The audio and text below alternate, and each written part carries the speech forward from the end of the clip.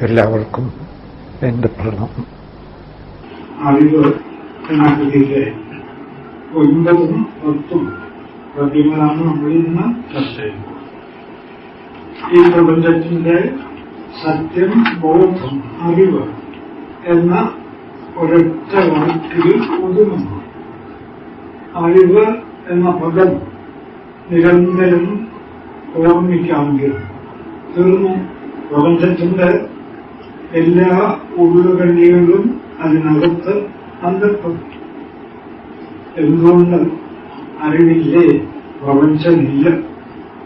ഈ അറിവ് അഥവാ ബോധം, ഞാൻ അറിവെന്ന് പറയുമ്പോൾ ബോധം എന്നുകൂടെ പറയുന്നത് മലയാളത്തിലെ ആവുന്ന പദം സാധാരണ ഈ ബ്രഹ്മം, ആത്മാവ്, ബോധം എന്ന അർത്ഥത്തിൽ പെട്ടെന്ന് അധികമായും ധരിക്കാറില്ല. അറിവെന്ന് കേട്ടാൽ അച്ഛനെക്കുറിച്ചുള്ള അറിവ്, സൂര്യനെ കുറിച്ചുള്ള അറിവ് എന്നൊക്കെ മാത്രമേ നമ്മൾ അധികം ധരിക്കാറുള്ളൂ. പക്ഷെ അത് ഗുരുദേവൻ ഇവിടെ ഉപയോഗിച്ചിരിക്കുന്നത് ബ്രഹ്മം, ആത്മാവ്, ഈശ്വരൻ എന്ന അർത്ഥത്തിലാണ്. അതെപ്പോഴും ഓർമ്മിക്കുക. ഈ അറിവ് എവിടെ നിൽക്കുന്നു? അറിവ് ആകാശത്തിൽ നിൽക്കുന്നു എന്ന് പറയാൻ പറ്റില്ല. ബോധം അറിഞ്ഞാലേ ആകാശമുള്ളൂ. അപ്പൊ ആകാശത്തിന് മുൻപ് തന്നെ ബോധം ഉണ്ടായേ പറ്റൂ. ഇവിടെ പറയുന്നു, അറിവിന് ഇടം ഒന്നുണ്ട്. അറിവിന് നിൽക്കാൻ ഒരിടമുണ്ട്. ഏതാണ് ആ ഇടം? അസ്ഥി അസ്ഥി എന്ന് സകലോപരി നിൽപ്പത്ത് എന്ന ഗുരുദേവൻ തന്നെ മറ്റൊരിടത്ത് വ്യക്തമാക്കിയിട്ടുണ്ട്. ഉണ്ട് ഉണ്ട് ഉണ്ട് എന്ന അനുഭവമാണ് ബോധം നിൽക്കുന്ന ഇടം. ഉണ്ട്. അത് ആകാശത്തിലാണോ സ്പേസിലാണോ? ഒരിക്കലും ആകാൻ സാധ്യമല്ലല്ലോ. ബോധം ഉണ്ടെന്നറിഞ്ഞാലേ ആകാശമുള്ളൂ. ബോധം ഉണ്ടെന്നറിയാനില്ലെങ്കിൽ ആകാശമില്ല. അപ്പോ ആകാശമുള്ളതാവുന്നതിന് മുൻപ് ബോധം വേണം. അപ്പോ ബോധത്തിന് എങ്ങനെ ആകാശത്തിൽ നിൽക്കാൻ കഴിയും? എന്തിനു നിൽക്കണം? സത്യമന്വേഷിക്കുന്നയാൾ അതൊന്നും ചിന്തിക്കാൻ പോകണ്ട. ഉണ്ട് എന്ന അനുഭവം, അതാണ് ബോധം നിൽക്കുന്ന ഇടം. അതില്ലെങ്കിൽ ഒന്നുമില്ല. അങ്ങനെ അറിവിന് ഇടമുണ്ട്. സംശയമുണ്ടെങ്കിൽ അവരവന്റെ ഉള്ളിൽ ഞാനുണ്ട്, ഞാനുണ്ട് എന്നനുഭവിക്കുന്നു. ഇതെവിടെ? ഇത് ശരീരത്തിനുള്ളിൽ ഉള്ള സ്പേസ്. ആകാശത്തിലല്ലേ? അല്ല. ആകാശത്തെക്കുറിച്ചൊന്നും ചിന്തിക്കാതെ തന്നെ ഞാനുണ്ട് എന്നെല്ലാവരും അനുഭവിക്കുന്നു. ആരെങ്കിലും ആകാശത്തെ ചിന്തിച്ചിട്ടാണോ ഞാനുണ്ട് എന്ന് അനുഭവിക്കുന്നത്? അപ്പോ അറിവിന് ഇടമുണ്ട്. അറിവിന്, ബോധത്തിന് ഇടമുണ്ട്, നിൽക്കാൻ ഇടമുണ്ട്. ഏതാണെങ്കിലും ഉണ്ട് എന്ന അനുഭവം. അതിൽ കവിഞ്ഞ് എന്ത് ഇടം വേണം? നിലവിളിച്ച് അറിയപ്പെടുന്നതിനോ? അറിയപ്പെടുന്നതിന് ഈ അറിവാണ് നിൽക്കാനിടം. ഈ അറിവില്ലെങ്കിൽ ആകാശം ഉൾപ്പെടെയുള്ള അറിയപ്പെടുന്നതിന്, ആകാശം ഉൾപ്പെടെ അറിയപ്പെടുന്ന വസ്തുക്കളാണ്, പദാർത്ഥങ്ങളാണ്.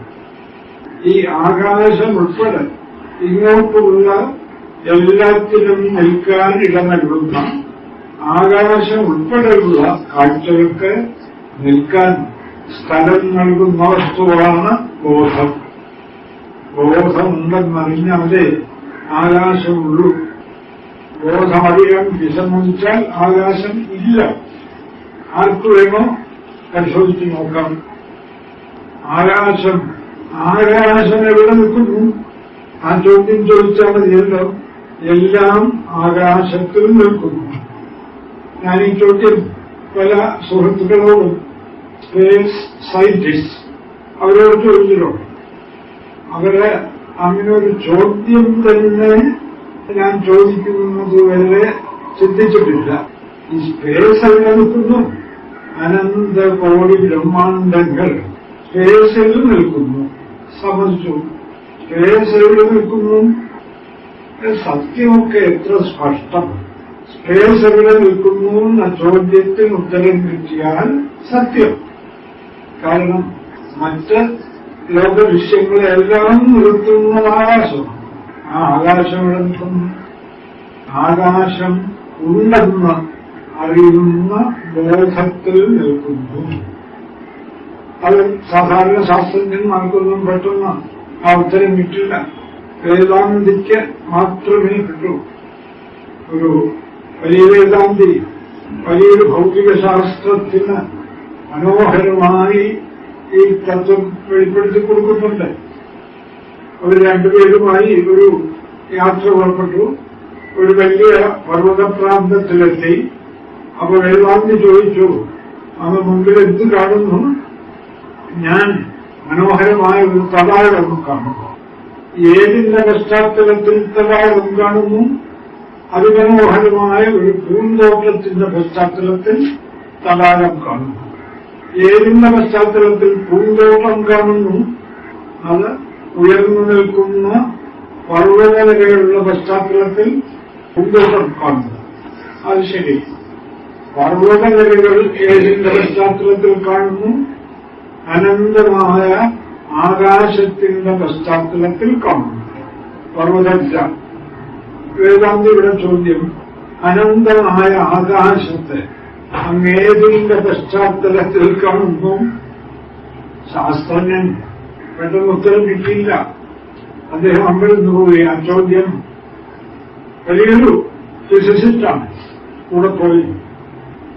അദ്ദേഹത്തിന് പെട്ടെന്ന് ഉത്തരം കിട്ടിയില്ല. ആകാശത്തെ ഏതിന്റെ പശ്ചാത്തലത്തിൽ കാണുന്നു? ഇതാണ്. നിങ്ങൾ അതന്വേഷിച്ചാൽ നിങ്ങൾക്ക് സത്യം തെളിയും. ഏതിന്റെ പശ്ചാത്തലത്തിലാണ് ആകാശത്തെ കാണുന്നത്? ആകാശമുണ്ടെന്ന് അനുഭവിക്കുന്ന അങ്ങയുടെ ബോധം, ആ ബോധത്തിന്റെ പശ്ചാത്തലത്തിൽ ആകാശത്തെ കാണുന്നു. ആ ഉത്തരം കിട്ടിയതോടെ ശാസ്ത്രജ്ഞന് എന്തോ വലിയൊരു സത്യം വെളിപ്പെട്ടതായി അദ്ദേഹം തന്നെ സമ്മതിച്ചു. അതാണ് ആകാശം എവിടെ നിൽക്കുന്നു?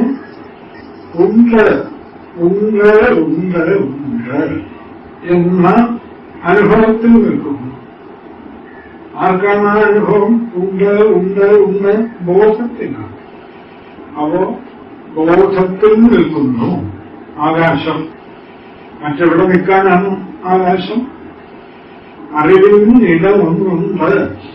അതേ സ്ഥലത്തിൽ ഇന്നറിയപ്പെടുന്നതിന് വേറായി അറിയപ്പെടുന്നതിന് ആകാശം ഉൾപ്പെടെയുള്ള അറിയപ്പെടുന്ന കാഴ്ചകൾക്ക് അറിവിൽ നിന്നും ഭിന്നമായി നിൽക്കാൻ ഒരിടമില്ല.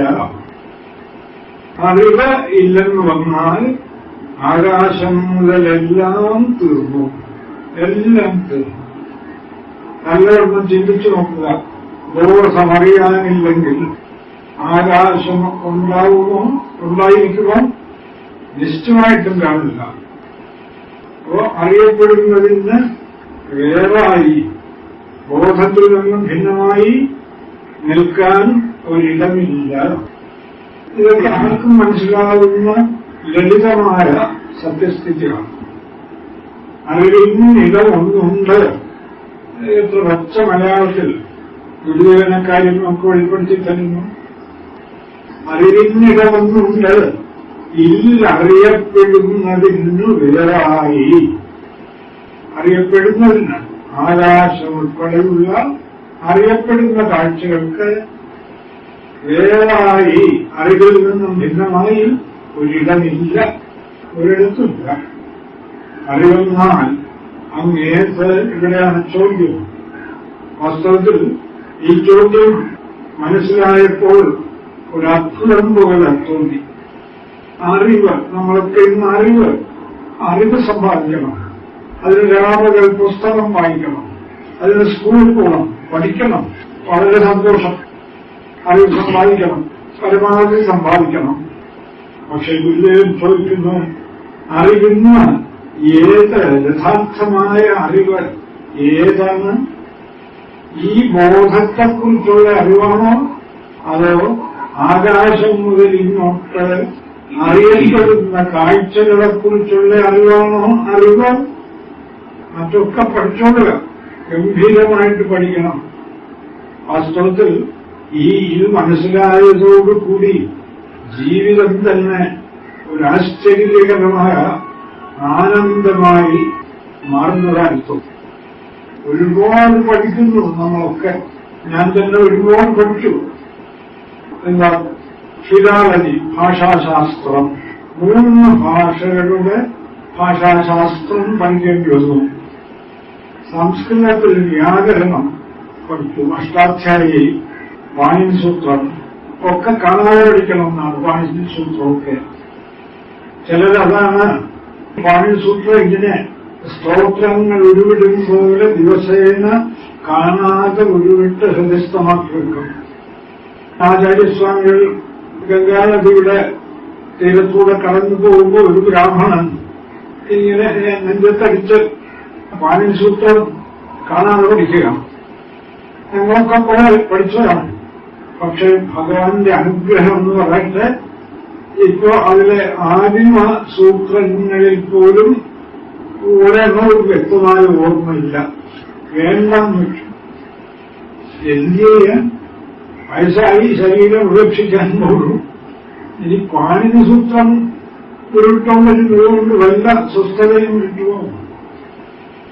എന്തെങ്കിലും പഠിച്ച് അറിവ് ഓർമ്മിച്ചുകൊണ്ടിരുന്നതുകൊണ്ട് ജീവിതത്തിന്റെ അവസാന ഘട്ടത്തിൽ എന്തെങ്കിലും ആശ്വാസം കിട്ടുമോ?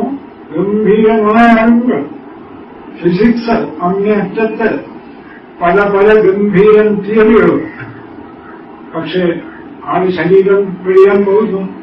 എന്തെങ്കിലും ആശ്വാസം കിട്ടുമോ? ആ സ്റ്റീഫൻ ഹോക്കിൻസിനെ നോക്കിയാൽ അദ്ദേഹം ഇന്ന് ജീവിച്ചിരിക്കുന്ന ഏറ്റവും വലിയ ഫിസിസിസ്റ്റ്. ഡൽഹിയിൽ വന്നിരുന്നു. ഞാൻ കൂടെ പറയാറുണ്ടല്ലോ, അദ്ദേഹത്തെ മോശക്കാരനാക്കാൻ വേണ്ടി പറയുകയല്ല. ഗംഭീരൻ, ലോകം മുഴുവനും ബഹുമാനിക്കുന്ന ആൾ. പക്ഷെ അദ്ദേഹത്തിന് വല്ല സ്വസ്ഥതയുണ്ടോ? ഞരമ്പുകളൊക്കെ തളർന്നൊരു വീൽച്ചെയറിൽ ഇങ്ങനെ ചുറ്റി നടക്കുക. അദ്ദേഹം തന്നെ പറയുന്നു, ഞാനെന്തിന് ജനിച്ചു? ഫിസിക്സിന് അത് ബോധ്യപ്പെടുത്തി തരാൻ കഴിയുമോ? ഫിസിക്സിനൊന്നും ഇനി ഒരു 10-20 ദിവസം 10-20 കൊല്ലം കൂടെ കഴിഞ്ഞാൽ ഒരു വിലയുമില്ല എന്ന് ഞാനല്ല, ഏറ്റവും വലിയ ഫിസിസിസ്റ്റ് പറയുന്നു. വിലയില്ല എന്ന് പറഞ്ഞാൽ എന്തൊക്കെയോ ഇപ്പൊ കമ്പ്യൂട്ടറുകൾ ഉണ്ടാക്കി, എല്ലാം ഉണ്ടാക്കി. പക്ഷെ മനുഷ്യൻ എന്തിനിവിടെ വന്നു? എന്തെങ്കിലും സ്വസ്ഥത കിട്ടാൻ മരണത്തോടടുക്കും. എന്തെങ്കിലും സ്വസ്ഥത കിട്ടാൻ ഈ ഫിസിക്സ് സഹായിക്കുമോ? മാത്തമാറ്റിക്സ്, ഇടയ്ക്കൊരു വലിയ മാത്തമാറ്റീഷ്യൻ പോലെയാണ്. അധികപ്രായമൊന്നും ആയിട്ടില്ല. അദ്ദേഹം ദാടി മീശയൊക്കെയുള്ള ഒരു ഭ്രാന്തനെ പോലെ ഇങ്ങനെ കഴിയുക. ഈ ടിവിയിലൊക്കെ കാണിച്ച് മാത്തമാറ്റിക്സിൽ അങ്ങേയറ്റം പ്രാവീണ്യം നേടിയ ആൾ. പക്ഷെ അദ്ദേഹത്തിന് മനസ്സിന് യാതൊരു സ്വസ്ഥതയും. എന്തൊക്കെയോ ഇങ്ങനെ പുറംകൊണ്ട് അതങ്ങനെ മാത്തമാറ്റിക്സ് ആർക്കൂടെ ഉരുവിട്ടുകൊണ്ടിരുന്നത് ഉണ്ട്. സ്വസ്ഥത കിട്ടുമോ ജീവിതത്തിൽ? അതുകൊണ്ടാണല്ലോ പാണിനി സൂത്രം ഉരുവിട്ടാൽ സ്വസ്ഥത കിട്ടുമോ? ഒരാൾ പാണിനി സൂത്രം ഉരുവിടുന്നത് കണ്ടപ്പോഴാണ് ആചാര്യസ്വാമികൾ പറഞ്ഞത്, ഭജഗോവിന്ദം ഭജഗോവിന്ദം ഗോവിന്ദം ഭജ മൂഢമതേ സംപ്രാപ്തേ സന്നിഹിതേ മരണേ നഹി നഹി രക്ഷതി ദുഃഖരണ്യകരണേ. പാണിനിയുടെ ഒരു ധാതുപാഠസൂത്രമാണ് ദുഃഖരണ്യകരണേ. എടോ മധയ, നീ ഇതൊക്കെ പഠിച്ചൊരു ദോഷമില്ല. പക്ഷെ ഈ അവസാന കാലത്ത് ഇനി നെഞ്ചത്തടിച്ച് ഈ പാണിനി സൂത്രം കാണാതെ പഠിക്കുന്നത് കൊണ്ട് എന്ത് വിശേഷം കിട്ടാനാണ്? ഭജ ഗോവിന്ദം ഭജ ഗോവിന്ദം. അവിടെ ഗോവിന്ദം ഭജ എന്ന് പറഞ്ഞാൽ സത്യം അന്വേഷിക്കൂ. ഈശ്വരനെ ഭജിക്കുക എന്ന് പറഞ്ഞാൽ ഏത് രൂപത്തിലുള്ള ഈശ്വര ഭജനവും സത്യാന്വേഷണത്തിനുള്ള ഘട്ടങ്ങളാണ്. അല്ലാതെ ആ രൂപത്തിൽ ഈശ്വരനെ സാക്ഷാത്കരിക്കാനുള്ള ഭജനമല്ല. പരമസത്യം സാക്ഷാത്കരിക്കാനുള്ള ക്രമമായ ചില ഏർപ്പാടുകളാണ് സഗുണഭക്തി, നിർഗുണഭക്തി, ജ്ഞാനം, സത്യാനുഭവം. അതുകൊണ്ട് ഭജ ഗോവിന്ദം ഭജ ഗോവിന്ദം ഗോവിന്ദം ഭജ മൂഢമത്തെ സംപ്രാപ്തേ സന്നിഹിതേ മരണേ നഹി നഹി രക്ഷതി കുകൃഞ്ഞ കരണേ. നമ്മളൊക്കെ ഗൗരവപൂർവ്വം ആലോചിക്കേണ്ട ഒരു കാര്യമാണ്. ഭാഗവതത്തിൽ പരീക്ഷിച്ച് 7-ാം ദിവസം തപ്പം കടിച്ചു മരിക്കും എന്ന താപം അദ്ദേഹത്തിനുണ്ടായി. അദ്ദേഹം അപ്പം തീരുമാനിച്ചു, ഇനി ഭൗതികമായ ഒന്നും ചിന്തിച്ചിരുന്നിട്ട് കഥയില്ല. അങ്ങനെയാണ് 7 ദിവസം വെള്ളം പോലും കുടിക്കാതെ ഉപവസിച്ച് ശരീരം ഉപേക്ഷിക്കാൻ തീരുമാനിച്ചത്. ഒരുപാട് മുനിമാരടുത്തെത്തി, ശിവനെത്തി. ശിവനോട് പരീക്ഷിച്ച് ചോദിക്കുന്ന ഒരേ ഒരു ചോദ്യം ഇതാണ്: അയ്യോ മഹാമുനെ, ഞാൻ പരമയോഗിയായ അങ്ങയോട് ഒരു ചോദ്യം ചോദിക്കുന്നു. പുരുഷസ്യേഹ കിം കാര്യം പ്രിയമാണസ്യ സർവഥാ സർവഥാ. എത്ര വലിയ ശാസ്ത്രം പഠിച്ചാലും എത്ര വലിയ പദവിയിൽ ഏറിയാലും മരിച്ചേ പറ്റും. ജനിച്ചത് മുതൽ മരണമാണ്, മരിച്ചുകൊണ്ടിരിക്കുക. സർവഥ പുരുഷസ്യേഹ കിം കാര്യം. മഹായോഗിയോട് ഞാൻ ഈ ചോദ്യം ചോദിക്കുന്നു, പുരുഷൻ എന്ത് ചെയ്യണം? പ്രിയമാണസ്യ സർവഥ സർവഥാ പ്രിയമാണസ്യ. എല്ലാ തരത്തിലും മരിച്ചുകൊണ്ടിരിക്കുകയാണ് ജനിച്ച അന്ന് മുതൽ. അതിനാണ് ശിവനുത്തരൻ പറഞ്ഞത്: ഏതാവാൻ സാഖ്യയോഗാഭ്യം സ്വധർമ്മപരിനിഷ്ഠയ ജന്മലാഭ ഫലപുംസാം അന്തേ നാരായണ സ്മൃതി. അങ്ങനെ പരീക്ഷിച്ച് സാഖ്യം പഠിക്കുന്നതിനും യോഗമഭ്യസിക്കുന്നതിനും സ്വധർമ്മമനുഷ്ഠിക്കുന്നതിനും എന്നുവേണ്ട എന്തിനും അന്തിമമായ പ്രയോജനം അന്തേ നാരായണ സ്മൃതി. മരണവേളയിൽ സത്യം ഓർമ്മിച്ച് മരിക്കണം. അവിടെ നാരായണ സ്മൃതി എന്ന് പറഞ്ഞാൽ പരമസത്യം, നാരായണൻ ബ്രഹ്മം. പരമസത്യത്തെ ഓർമ്മിച്ചുകൊണ്ടെങ്കിലും മരിക്കാൻ കഴിയണം. എന്താ ആ പരമസത്യം? ബോധം. അത് ജനിച്ചതല്ല, അത് ജീർണിക്കുന്നില്ല, അത് മരിക്കുന്നില്ല. ഞാൻ അതാണ്, ഈ ജഗത്ത് മുഴുവൻ അതാണ്. ഇനി ഞാൻ മരണത്തെ എന്ത് പേടിക്കാൻ? അതുകൊണ്ട് എനിക്ക് മരണത്തെ ഭയമില്ല. വ്യക്തമായി ഈ നിർഭയത്വം ലോകത്തിനു കൂടി കാണിച്ചു കൊടുത്തുകൊണ്ട് ഒരുവന് പറ്റുമെങ്കിൽ മരിക്കാൻ കഴിയണം. ഇതിന് ഉപകരിക്കുന്ന ഒരേ ഒരു ശാസ്ത്ര പഠനം, ഉപനിഷത് പഠനം. വ്യക്തമായ ലളിതമായ സത്യം കയ്യിലെ നെല്ലിക്ക പോലെ നമുക്ക് കാട്ടിത്തരുന്നു ബോധം. അല്ലെ, നമ്മൾ ഇന്നലെ പറഞ്ഞതുപോലെ ബോധം. ആ ഒരു വാക്ക്, ആ ഒരു വാക്കാണ് മേടിക്കട്ടെ. മറ്റിവിടെ ഒന്നും അതിനുവേണ്ടി കൂടുതൽ ചെയ്യേണ്ടതില്ല. മറ്റെല്ലാം പഠിച്ചോളുക.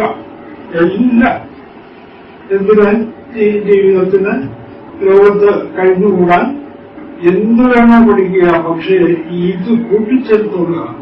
അവസാനം മറ്റൊക്കെ മറക്കണം. ഞങ്ങളൊക്കെ ചരിത്രവും മറ്റും വളരെയധികം പഠിച്ചതാണ്. British history, Roman history, Indian history. ഇപ്പോഴാണ് അത് ഈ ചരിത്രം എന്ന് വെച്ചാൽ എന്തോ വലിയ കാര്യമായിട്ടാണ് ആളുകൾ പറയുന്നത്. കുറെ ധനമോഹികളും സ്ഥാനമോഹികളുമായ വിഡ്ഢികളുടെ കഥ. ക്ഷമിക്കണേ, മഹാന്മാരായ ചരിത്ര പുരുഷന്മാരുടെ കഥ എന്ത് മഹത്വമാണ് അവർക്കുള്ളത്. ഇന്ത്യൻ ചരിത്രം പോലും അങ്ങനെയാണ്. ആദ്യം അഭിഷേകം ചെയ്താൽ ചൈത്രയാത്ര. ഇന്ത്യൻ ചരിത്രത്തിലെ ചക്രവർത്തിമാരുടെ ഏർപ്പാടാണ്, നിയമം. ചൈത്രയാത്ര എന്ന് വെച്ചാൽ മറ്റ് രാജാക്കന്മാരുടെ സ്ഥലമൊക്കെ പിടിച്ചടക്കുക. പറഞ്ഞാൽ ഒട്ടേറെ ആളുകൾ ജീവൻ അപഹരിക്കുക. എന്തിനാണ്? ഇവൻ ആധിപത്യം സ്ഥാപിക്കണം. ഈ കുറെ കൊള്ളക്കാർ, ഈ കൊള്ളക്കാരുടെ ചരിത്രം പഠിച്ചു വെച്ച് ചില ആളുകളെ മരിക്കാൻ കിടക്കുന്നു. അവരുടെ അടുത്ത് ചെന്നിരുന്നാൽ ചരിത്രമൊക്കെ പഠിച്ചവരാണെങ്കിൽ ഈ ചരിത്രങ്ങൾ പറഞ്ഞു കേൾപ്പിക്കുകയാണ്. വേറെ അവരുടെ മനസ്സിലൊന്നുമില്ല. ഈ കൊള്ളക്കാരുടെ ചരിത്രം ഓർമ്മിച്ചാൽ വല്ല സുഖം കിട്ടുമോ? മാത്തമാറ്റിക്സ് ഫോർമുല പഠിച്ചാൽ വല്ല ഇഷ്ടമായിട്ടും പഠിക്കണേ. ഞാൻ ഇതൊന്നും പഠിക്കേണ്ടതെന്നല്ല. നമ്മുടെ കുട്ടികളെയൊക്കെ നല്ലവണ്ണം പഠിപ്പിക്കണം. കുട്ടികൾ ഈ ചെറിയ ക്ലാസ്സുകളിലുള്ള കുട്ടികൾ കൊണ്ടുപോകുന്ന പുസ്തകം, അവരുടെ പുസ്തകത്തിന്റെ കെട്ട് നോക്കിയാൽ വാസ്തവത്തിൽ അവരുടെ കൂടെ ഒരു ചുവട്ടുകാരനെ കൂടെ അയച്ചെങ്കിലേ പറ്റൂ. പക്ഷെ അതൊന്നും വേണ്ടാത്തതല്ല. ഇത് വന്നില്ല, പഠിച്ചേ തീരും. അതിന്റെ കൂടെ ഈ അമൂല്യമായ സത്യദർശനം കൂടെ കൂട്ടിച്ചേർക്കാൻ ഇന്ത്യക്കാർ പോലും വിസമ്മതിക്കുന്നു. അതാണ് അതിന്റെ അത്യാശ്ചര്യകരമായ കാഴ്ച. അതുകൊണ്ട് എന്താ ഇന്ന് കേൾക്കുന്നത്? ഇന്ന് കുട്ടികളിലാണ് മരുന്ന് സേവ, മദ്യസേവ ഏറ്റവും അധികം കുട്ടികളിൽ, കോളേജിലും മറ്റും പഠിക്കുന്ന കുട്ടികളിലാണെന്നല്ലേ പറഞ്ഞു കേൾക്കുന്നത്.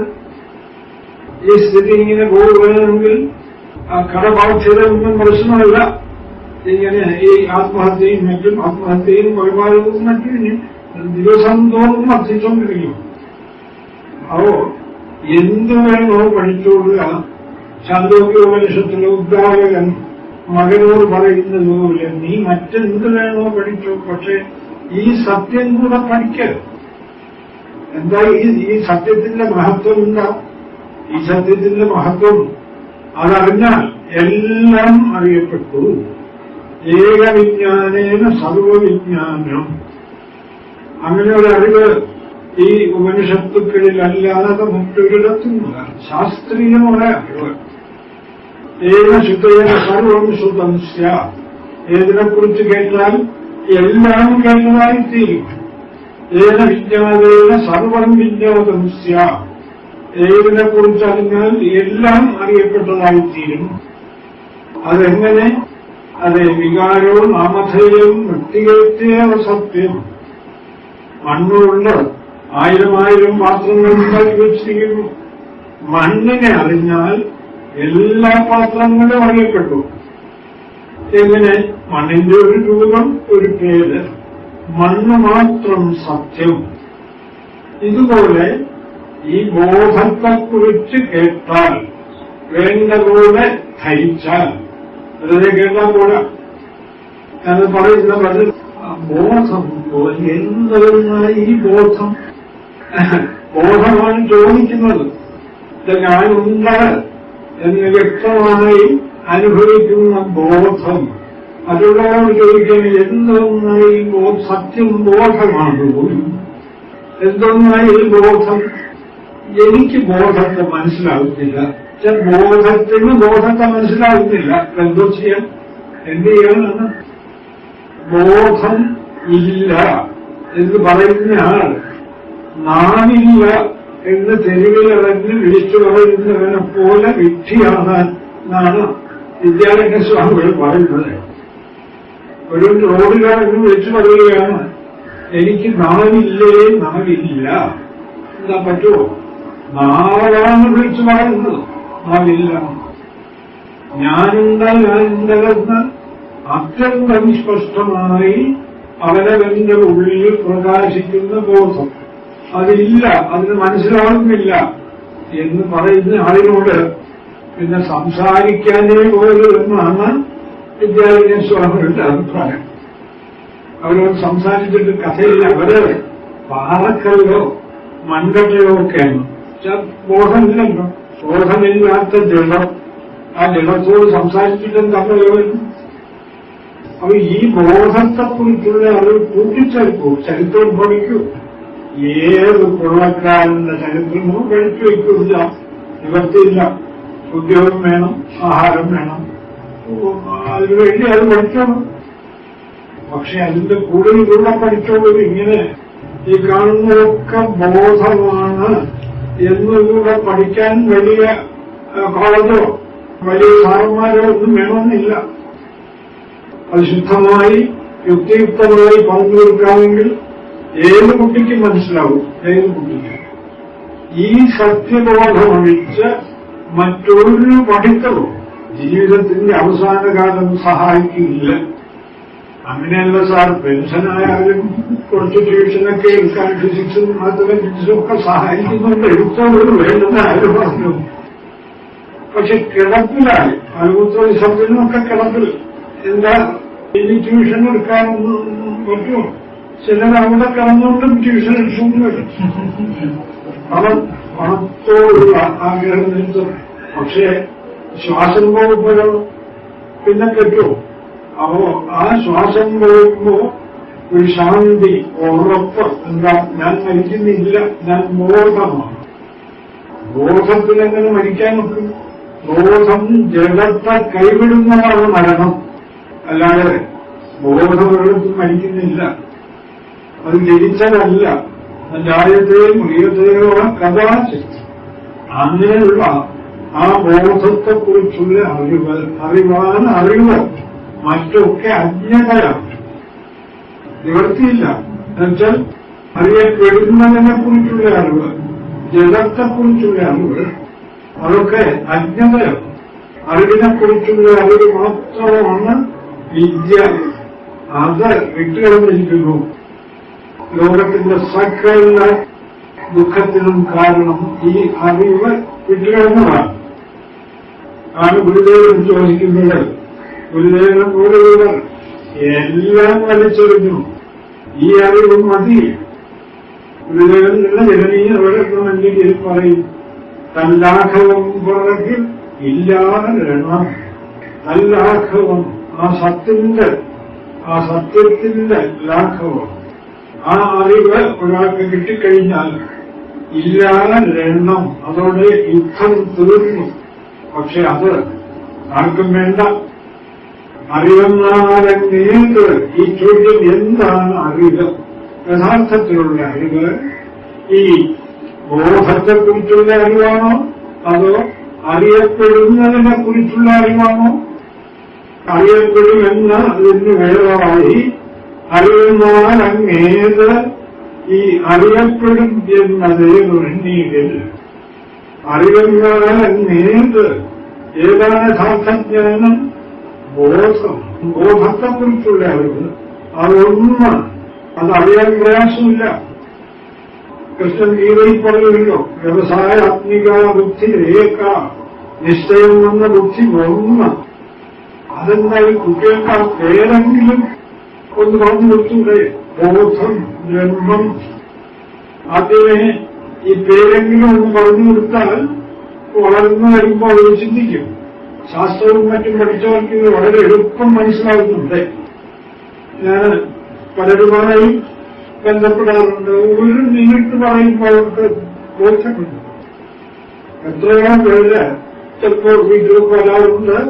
എന്താ സത്യം? നമ്മൾ ഒരുപാട് സ്ഥലത്ത് നിന്നു സത്യമൊന്നും അങ്ങോട്ട് മനസ്സിലാകുന്നില്ലല്ലോ. വേദാന്തത്തിനറിയാവുന്ന സത്യം എന്നൊക്കെ വലിയ ഗൗരവത്തിൽ ചോദിച്ചുകൊണ്ടാണ് വരുന്നത്. സുഹൃത്തെ, വളരെയാണിപ്പം ബോധം സത്യം. അതെങ്ങനെ സാർ? ബോധമുണ്ടോ? ഒന്ന് ചിന്തിച്ചു നോക്ക്. ബോധമുണ്ടോ പ്രപഞ്ചം? ബോധമില്ലേ പ്രപഞ്ചമില്ല. അതുകൊണ്ട് പ്രപഞ്ചമായി കാണുന്നതൊക്കെ ബോധം. നിങ്ങൾക്ക് ഏതെങ്കിലും തരത്തിൽ ഇതിനെ എതിർക്കാൻ പറ്റുമോ? ഒന്നെങ്കിലും സുഹൃത്തുക്കൾ, എനിക്ക് നല്ല ഓർമ്മയുണ്ട്. വീട്ടിൽ ഒരു വലിയ ഒന്നും പിടിയിട്ടില്ല എന്നൊക്കെ പറഞ്ഞല്ലോ. എന്നാൽ ഞാൻ ചോദിച്ചതിനെ നിങ്ങൾക്ക് എതിർക്കാമോ? ഏതെങ്കിലും തരത്തിൽ. അത് 2 മിനിറ്റ് ഇങ്ങനെ മൗനമായിരുന്നു.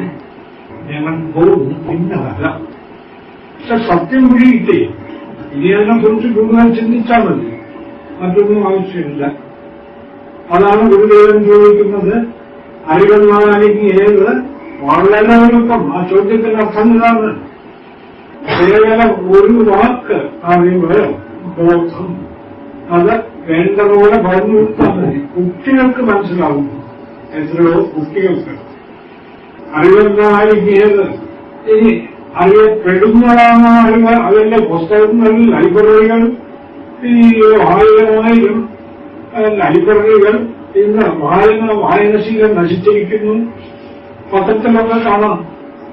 ഞാൻ വിചാരിച്ചു, ഭഗവാനെ, ഈ വായനശീലം നശിക്കുകയാണെങ്കിൽ അതിൽക്കൊരു അനുഗ്രഹം എന്തായാലും വായിച്ചു കൂട്ടുന്നത്. നിങ്ങൾ എന്തൊന്നായി വായിച്ചു കൂട്ടുന്നത്? ഞാൻ നേരം പോക്ക് പറയുകയാണ്, ഇതൊന്നും വളരെ സീരിയസ് ആയിട്ട് എടുക്കരുത്. സീരിയസ് ആയിട്ട് എടുക്കാവുന്നത് എടുക്കുക. അറിവുന്നാൽ ഇന്ന് എല്ലാം സ്പെഷ്യലൈസേഷൻ. മെഡിസിനിൽ പോയാൽ അവിടെ ചെന്നു, ആശുപത്രിയിൽ ചെന്നു, ഈ കാലിനൊക്കെ അവിടെ കാലിന്റെ ഡോക്ടർ പൊക്കോളും, സകലരും എന്നിട്ട് തീരുന്നുണ്ടോ? അപ്പോൾ ഇതാണ്, എത്ര പഠിച്ചാലും കൂടുന്നില്ല. അപ്പോ ഒരു വിഷയം പൂർണ്ണമായി പഠിക്കാൻ ഒക്കില്ല. ആ വിഷയത്തെ തന്നെ പ്രത്യേക ബ്രാഞ്ചുകളായിട്ട് തിരിച്ചു പഠിക്കണം. എന്നാൽ തീരുന്നുണ്ടോ? എന്നാലും തീരുന്നില്ല. ചുരുക്കത്തിൽ പറഞ്ഞാൽ ആർക്കും വല്ലതായിട്ട് ഒന്നും അറിഞ്ഞിട്ടാണ്. എന്തൊക്കെയോ ഓരോരുത്തർ കാട്ടിക്കൂട്ടുന്നു, അത്രേ ഉള്ളൂ.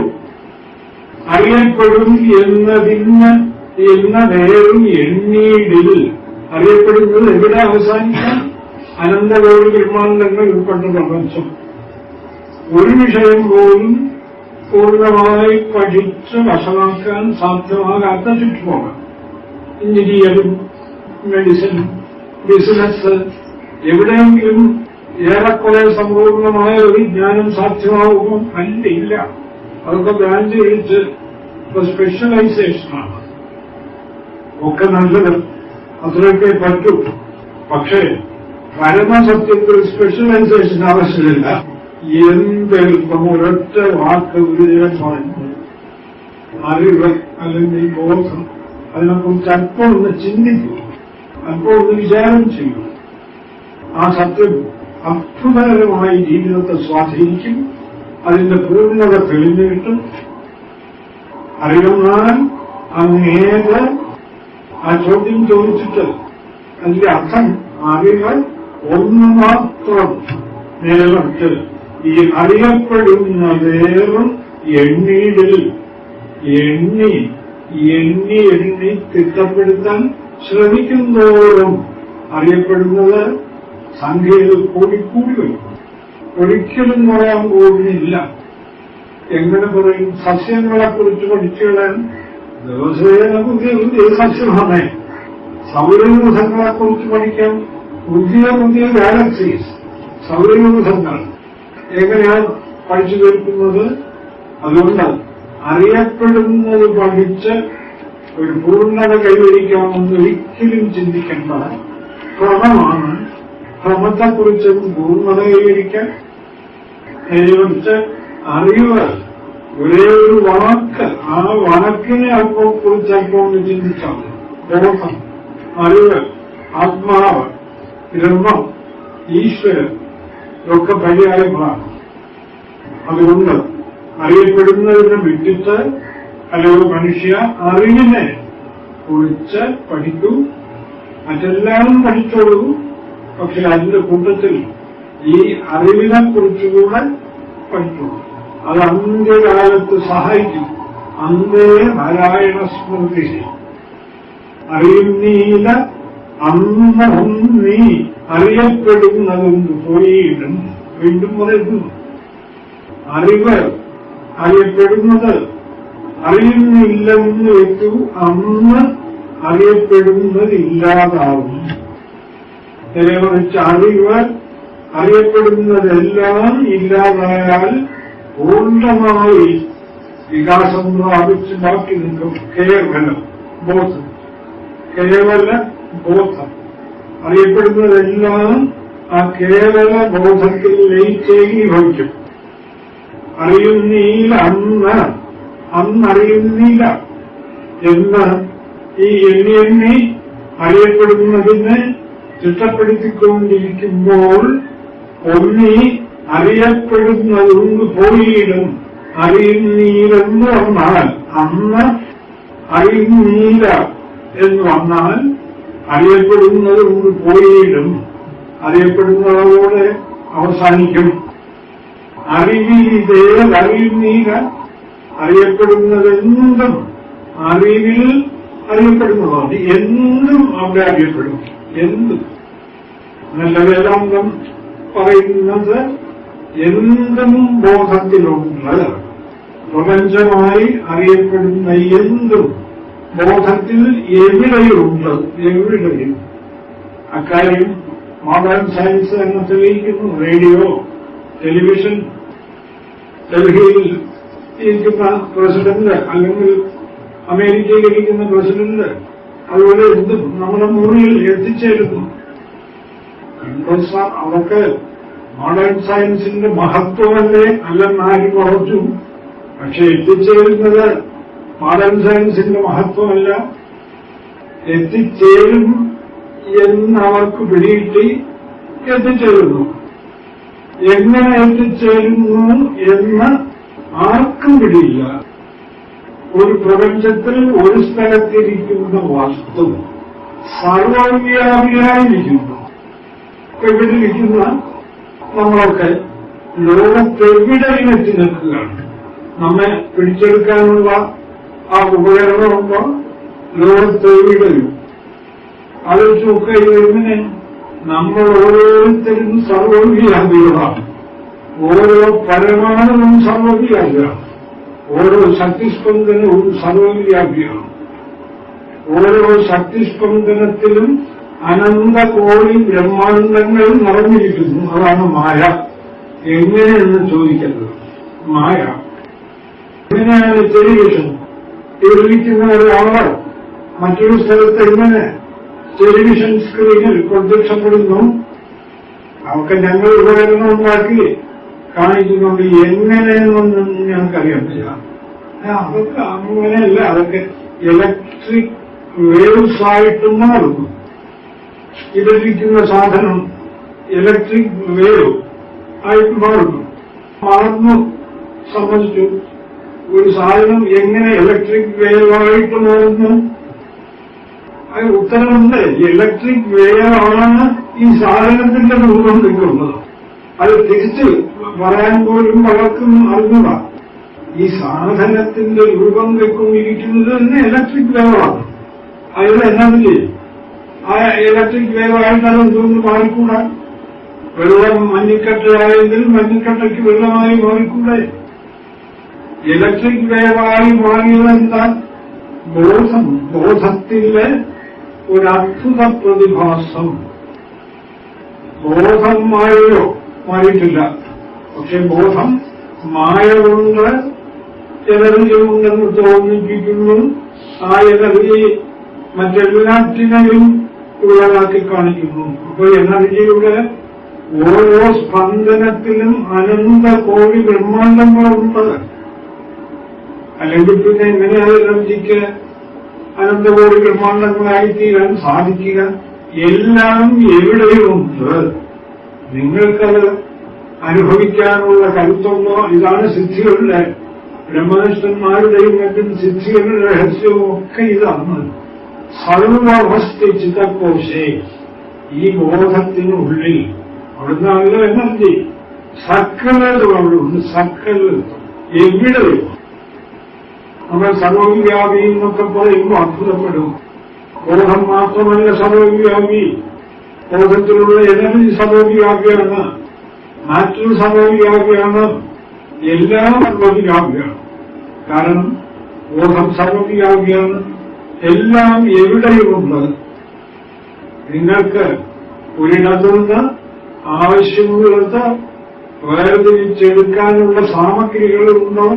എല്ലാം എവിടെയുമുണ്ട്. അത്ര അത്ഭുതമാണ് ഈ മായയുടെ പ്രവർത്തനം. അഖണ്ഡിത ഘടന വടീയസി മായ. അല്ലാതെ ഇതൊരു ഒരു ശാസ്ത്രജ്ഞന്റെയും എടുക്കോ ഒന്നുമല്ല. അത് ഈ സത്യത്തിന്റെ മഹത്വം അങ്ങനെ അറിയണം. ഈ സത്യവും അറിവിൽ ഇതേതറിയുന്നില്ല. അറിവിൽ ഇത് ഈ പ്രപഞ്ചം ഏതറിയുന്നില്ല. എന്തും അറിയപ്പെടും. ഗുരുദേവൻ തന്നെ പറയുന്നു ആത്മോപദേശത്തിൽ ഒരു കൂടി നാം അറിയാത്തതൊന്നുമില്ല. ഒരു പ്രാവശ്യം നമുക്കറിയപ്പെടാൻ കഴിയാത്ത യാതൊന്നും ഈ പ്രപഞ്ചത്തിലില്ല. പക്ഷെ ആ പരമസത്യത്തെ പൂർണ്ണമായി അറിയാൻ പറ്റുന്നില്ല. ഒരു കുറി നാം അറിയാത്തതൊന്നും ഇങ്ങില്ല. ഒരു മറവാൻ അറിവില്ല.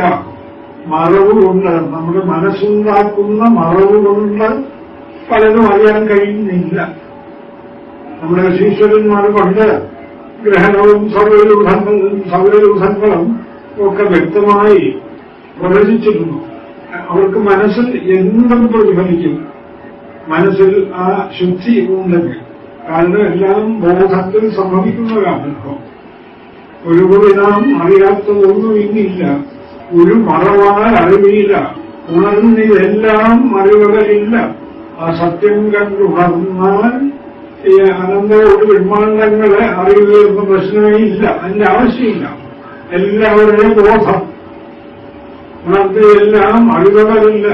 അതിനേറ്റതാകയാൽ ഈ അരുമയെ ആരറിയുന്ന ഹോ വിചിത്രം. ഈ അരുമ, അനന്തസത്യം, അനന്തബോധം, ഇതിനെ ആരറിയും? പൂർണ്ണമായി അതായിത്തീർന്നാൽ പിന്നെ മാറി നിന്നതിനെ അറിയുന്ന പ്രശ്നവുമില്ല. അതായിത്തീരാൻ എന്താ മാർഗം? മാർഗം വളരെ വ്യക്തം. ഒരു തിരക്ക് സമുദ്രമായി തീരാൻ എന്താ മാർഗം? കുറേശ്ശെ സമുദ്രത്തിൽ നിൽക്കുകയാണ്. അലിഞ്ഞങ്ങോട്ട് ചേരണം.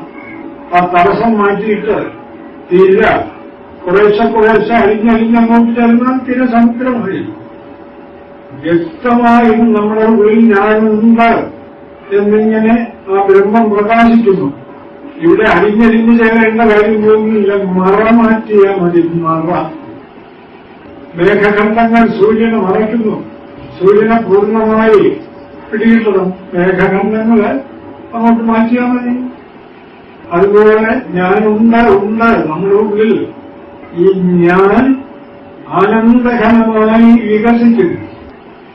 അല്ല, പുതുതായിട്ട് ഞാൻ ഒരിടത്തും ചെന്ന് ബ്രഹ്മത്തെ പ്രാപിക്കുകയല്ല. അങ്ങനെ ഒരു പ്രശ്നമേ ഇല്ല. ഞാൻ എന്നും നിറഞ്ഞു നിൽക്കുന്നു. മറമാറ്റുക. അത് ഞാൻ തെളിഞ്ഞു വരും. ഗീത തന്നെ പറയുന്നുണ്ട്, യഥാ ഭൂതപദഭാവം ഏകസ്ഥനുപശ്യതി തദനേവ വിസ്താരം ബ്രഹ്മ സംബന്ധ്യത്തെ. ഇപ്പോ ഓരോ രീതിയിലും പ്രത്യേകം ആണെന്ന് തോന്നുന്ന ഈ ബോധം നിങ്ങൾ ആ മറമാറ്റു വ്യക്തമായി തെളിയാൻ തുടങ്ങിയാൽ അവിടെ നിന്നുകൊണ്ട് അത് വിസ്താരം പ്രാപിക്കും. അല്ലാതെ അത് എന്നും നഷ്ടമായി പോവുകയല്ല.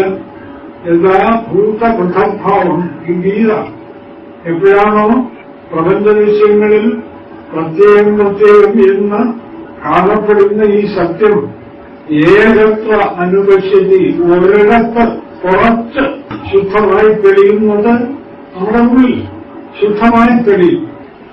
പിന്നെ അവിടെ നിന്ന് അത് വിസ്താരം പ്രാപിക്കും. അതിന് നമ്മൾ കടന്ന് ഈ ലോകത്തുള്ള ജീവജാലങ്ങളിലൊക്കെ വ്യാപിച്ച സൂര്യചന്ദ്രന്മാരിൽ പോലും വ്യാപിക്കുന്ന തരത്തിൽ ആ സത്യം അഖണ്ഡമായി സർവവ്യാപ്തമായി തെളിയും. ഞാൻ ഗീത പറയും. വാസിഷ്ഠമൊക്കെ എന്ത് പറയുന്നു? അയമേവാഹമിത്യസ്മിൻ സങ്കോചേ വിലയഗ്രതയെ സമസ്തഭുവനവ്യാപി വിസ്താര ഉപജായത്തെ.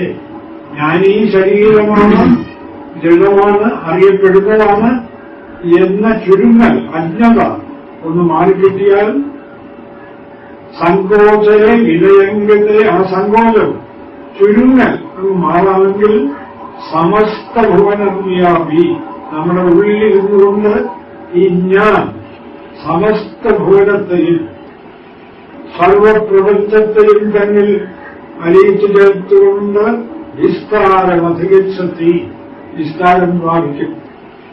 ഗുരുദേവനെ പോലെയുള്ള നമ്മുടെ ശിക്ഷകന്മാർ ഗംഭീരമായി അത് അനുഭവിച്ചിട്ടുണ്ട്. ചില ഇത്തരത്തിലൊക്കെ എന്താ പറയുക, ഒരു കോടി ദിവാകരുത്തുയരുമ്പടി പാരോട് നീര് അനതാദികളും കരുമാറും ഇളർന്നു വരുന്നൊന്നിൻ വഴികൾ. പഞ്ചഭൂത ജലദൃശ്യങ്ങളുടെ കാഴ്ചയൊക്കെ മാറി അനേകം സൂര്യന്മാർ ഒരുമിച്ചുദിക്കുന്നത് പോലെ ആ ബോധം തന്റെ ഉള്ളിലിരുന്നുകൊണ്ട് വിസ്താരം വായിക്കുന്നു. ഇക്കാലാദ്യനവച്ഛിന്നം ദിക്കിനോ കാലത്തിനോ അതിനെ വേർതിരിച്ചു നിർത്താൻ സാധ്യമല്ല. ദിക്കാലാദ്യനവച്ഛിന്നം അദൃഷ്ട ഉഭയകോടികം. അത് ഇന്നടത്ത് തുടങ്ങി ഇന്നടത്ത് അവസാനിക്കുന്നു, അല്ലെങ്കിൽ ജനിക്കുന്നു, മരിക്കുന്നു എന്നിങ്ങനെയുള്ള ആ കോടികൾ, ആ അറ്റങ്ങളൊന്നും ഈ സത്യത്തിനില്ല. അദൃഷ്ട ഉഭയകോടികം ചിന്മാത്രം കേവലം ബോധം. ചിന്മാത്രം അദ്വയം ശാന്തം. ചിന്മാത്രവും ബോധമാത്രവും അദ്വയം രണ്ടില്ലാത്തതും ശാന്തവുമായ സത്യം ബ്രഹ്മാസ്മി, ആ ബ്രഹ്മമാണ് ഞാൻ എന്നനുഭവിക്കാൻ കഴിയും. രാഗദ്വേഷങ്ങൾ മാറ്റിയാൽ മാത്രം മതി. രാഗദ്വേഷങ്ങൾ ഭേദചിന്ത. ചിന്മാത്രം അദ്വയം ശാന്തം ഏകം ബ്രഹ്മാസ്മി. ഒരേ ഒരു ബ്രഹ്മാസ്മി നേതര. ഞാനല്ലാതെ മറ്റൊന്നുമല്ല. ഞാൻ ഈ ബ്രഹ്മമാണ്, ഈ ബോധമാണ്.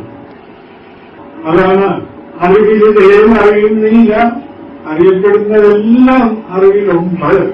പക്ഷെ അറിവെന്നാൽ എങ്ങു നിന്ന് വന്നീലും ഈ ബോധം നമ്മുടെ ഉള്ളിൽ നിരന്തരം ഉണ്ടാവുന്ന എന്ന് പ്രകാശിക്കുന്ന ബോധം എങ്ങു നിന്ന് വന്നീലും. ഇനി എവിടുന്നാണ് ദൂരം എവിടുന്ന വരുന്നത്? അങ്ങനെ വരേണ്ട ആവശ്യമൊന്നുമില്ല. ഉള്ളിൽ ഉള്ള അനുഭവത്തെ രാഗദ്വേഷങ്ങളും ഭേദചിന്തകളും കളഞ്ഞ് ഒന്ന് ശുദ്ധീകരിച്ചാൽ മതി. അത് അത്ഭുതകരമായിട്ട് വികസിക്കും. ബ്രഹ്മാണ്ടത്തെ മുഴുവൻ ഉൾക്കൊള്ളുന്ന രീതിയിൽ വികസിക്കും. അതൊക്കെ എങ്ങനെ സാർ? കുറച്ച് രാഗദ്വേഷവും ഭേദചിന്തയും ഒക്കെ ഒന്ന് മാറ്റി മനസ്സിനെ ഒന്ന് ശുദ്ധീകരിച്ച് നോക്കൂ. ബാക്കിയാണ് സത്യം. അനുഭവിപ്പിച്ചോളൂ. നമുക്ക് ഈ മാറ്റേണ്ട കാര്യമേ ഉള്ളൂ. അതിനെ പിടിച്ചോണ്ടൊന്നും അനുഭവിക്കേണ്ട കാര്യമൊന്നുമില്ല. നമ്മൾ അത് തന്നെയായിരിക്കുകയാണ്. ധൈര്യമുണ്ടെങ്കിൽ ബോധമെന്ന് ഉച്ചരിച്ചുകൊണ്ട് ഉള്ളിലെ സകല അതിരുകളെയും ഒളിച്ചു മാറ്റുക. അതെങ്ങനെ സാറിയ അതിരുകളെ പൊളിച്ചു മാറ്റുക? വളരെ എളുപ്പം. ഞാൻ ഇന്ന ജാതിയിൽപ്പെട്ടത് എന്നൊരു അതിര് ഉണ്ടാക്കി വെച്ചോട്ടുണ്ട്. എന്തിനും ബോധത്തിനൊന്ന് വികസിക്കാമെന്ന് വെച്ചാൽ ഒന്ന് പരക്കാമെന്ന് വെച്ചാൽ സമ്മതിക്കില്ല. ഞാൻ ഇന്ന് ജാതി എവിടെ പരക്കാൻ? ഞാൻ ഇന്ന് മൊത്തം കടുത്ത പോഷണമാണ്. ഈ ബോധത്തിന്റെ പരപ്പിനെ തടഞ്ഞു വച്ചിരിക്കുന്ന വൻമതിലുകൾ. എന്ത് ചെയ്യാൻ? അവനെന്റെ ശത്രു, ഇവനെന്റെ മിത്രം. മിത്രം എന്ന് പറയുന്നതും കോട്ടയം, സംഘം, അറ്റാച്ച്മെന്റ്, രാഗം. ഇതൊക്കെ ഒന്ന് ദൂരെ വലിച്ചെറിയുക. സർവം ബോധമയ. ബോധമല്ലാതെ ഇവിടെ മറ്റൊന്നുമില്ല. സർവം ബ്രഹ്മമയ. ഈശാവാസ്യമിതം സർവം. ഇതം സർവം ഈശാവാസ്യം. തേന തെറ്റേന അതിരുകളെ ഒളിച്ചു മാറ്റൂ. കുഞ്ചീഥ, ആ പരമസത്യത്തെ, ആനന്ദവിധിയായ ആ സത്യത്തെ അനുഭവിക്കൂ. എല്ലാം ത്യജിച്ചിട്ട് ഇത് തന്നെ കൃഷ്ണനും പറയുന്നത് സർവധർമാനും പരിത്യജ്യ. ഈ ധർമ്മങ്ങളൊക്കെയാണ് അതിരുകൾ.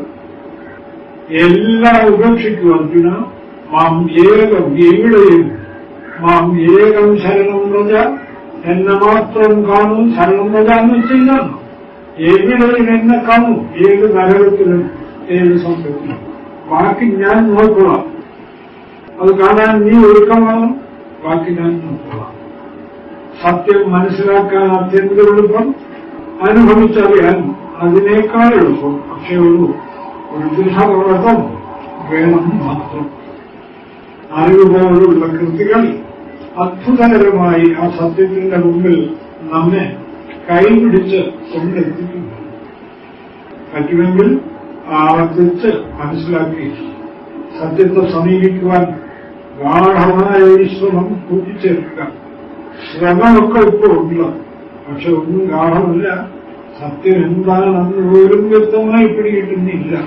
അത് വ്യക്തമായി പിടികിട്ടുന്നു. നമ്മൾ ഇവിടെ എന്താ ഇപ്പൊ അവ്യക്തത? ബോധം. അതെവിടെയിരിക്കുന്നു? ഞാൻ ആ ബോധം തന്നെ. ഇതിനെ വ്യക്തമായി അനുഭവിച്ചറിയാൻ എന്ത് ചെയ്യണം? ഭേദചിന്തകളും രാഗദ്വേഷങ്ങളും ഒന്നും മാറ്റും. ഇല്ല, എല്ലാം ബോധം മാത്രമെന്ന്, എന്ത് കണ്ടാലും ബോധം മാത്രമെന്ന് മനസ്സിനെ പഠിപ്പിക്കും. എല്ലാം ചെയ്യപ്പെട്ടു വരും. ഈ സൗഭാഗ്യം നമുക്കൊക്കെ ഉണ്ടാവാൻ ഗുരുദേവനും ജഗദീശ്വരനും ഒക്കെ നമ്മെ കാരുണ്യം ചൊരിഞ്ഞ് അനുഗ്രഹിക്കുമാറാകട്ടെ. നമസ്കാരം.